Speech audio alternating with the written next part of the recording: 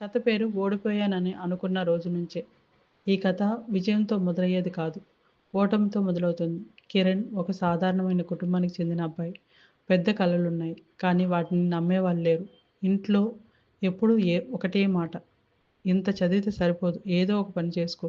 కాలేజీలో failures. Friends ముందు అవమానాలు. ఇంట్లో ఒత్తిడి.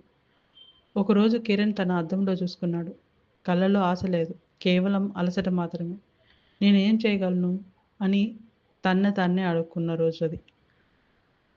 అతనికి జీవితంలో అతి కష్టమైన రోజు కూడా అదే. అందరూ నిద్రపోయిన తర్వాత ఒంటరిగా కూర్చొని తన కలలను గురించి ఆలోచించేవాడు. అప్పుడే ఒక నిర్ణయానికి వచ్చాడు.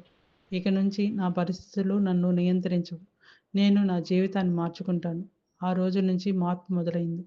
ఉదయం సూర్యోదయానికి ముందే లేవడం, రోజుకు కనీసం ఒక కొత్త విషయం నేర్చుకోవడం, ఓడిపోయానా మళ్ళీ లేచి ప్రయత్నించడం. ఫలితాలు వెంటనే రాలేదు. మళ్ళీ ఓడిపోయాడు. మళ్ళీ ఏడ్చాడు. ఈసారి ఆ కళ్ళల్లో ఓటమి లేదు. పోరాటం ఉంది.